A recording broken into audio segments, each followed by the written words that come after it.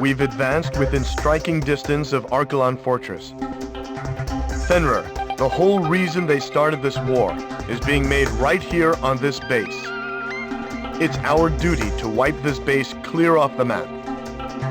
The HPM has been transported to Aquila fortress from Cobalt Cave, and it appears it has already been fitted to Fenrir.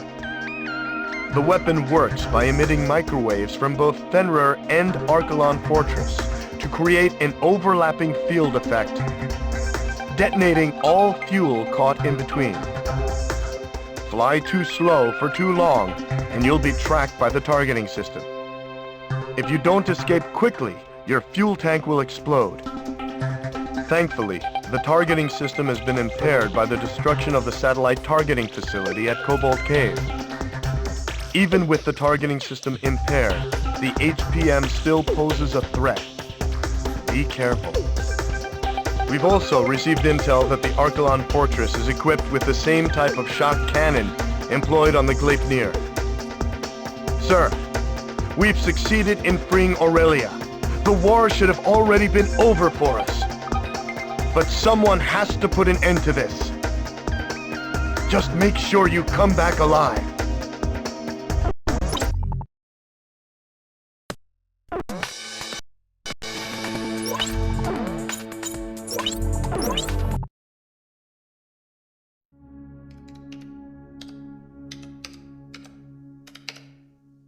As I wrote down the words that would reveal the truth to the world, I couldn't help but feel uneasy. It said that the only true winners in any war are those who achieve what they intended. Diego Navarro had left Aurelia's capital in defeat, yet his goal of increasing arms exports had been achieved. It seemed as though he may be the true victor in this war. After returning to his homeland, it appears that he now plans to unveil the ultimate weapon before his countrymen. Satellite images of the Aquila fortress will provide the backdrop for his speech to the world. Such audacity must come from his confidence in this ultimate weapon, Fenrir. There's no such thing as a foolproof plan, I whispered to myself as I watched the sun slowly wheel across the sky overhead. Even the country's hero, still in the heat of battle, hadn't returned home for the celebration of victory. The Southern Cross will ensure Navarro's plan ends in failure. Ain't that right?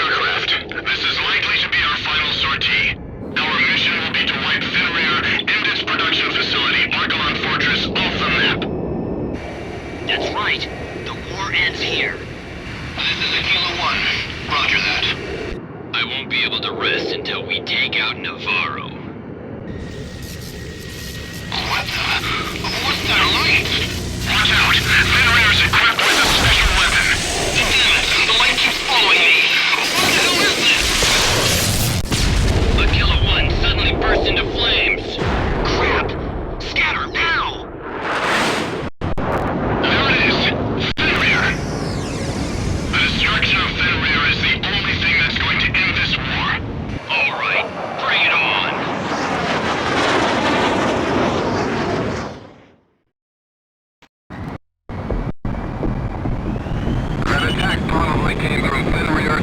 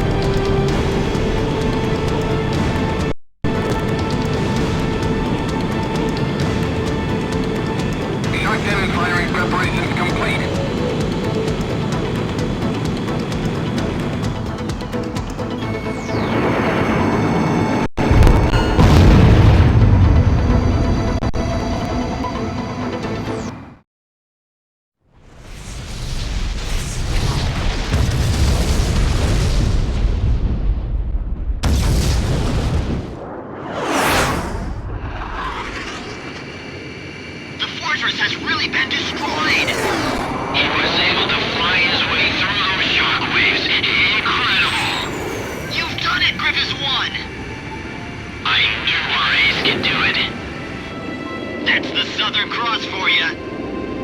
It certainly is.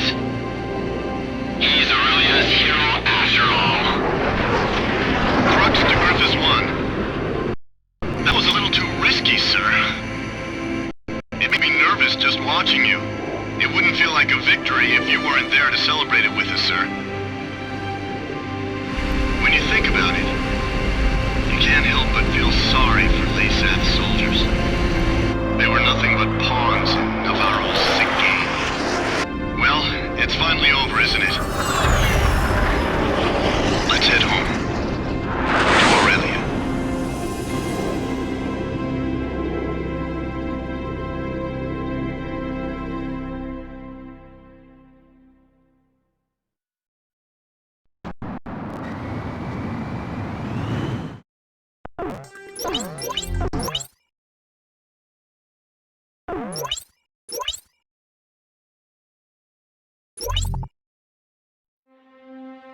By the time the images of the exploding Arkelon Fortress and Fenrir faded from the stadium screen, Laysath's commanding officer, Diego Navarro, had long since disappeared. With the true motives behind the war made public and his subsequent failure to regain power, Diego Navarro fled from Laysath. Although there is no more reason to fight, surviving Laysath soldiers continue to put up pockets of resistance across Aurelia. With their leader and direction lost, it's difficult to imagine them ever being victorious. Surrendering units have started to appear, and even I have the feeling that my story on the end of this war isn't far off. Still, with all the coverage of the war's closure, my work here is still not finished. Since I'll be here a while, chasing after that story on the Southern Cross doesn't sound half bad.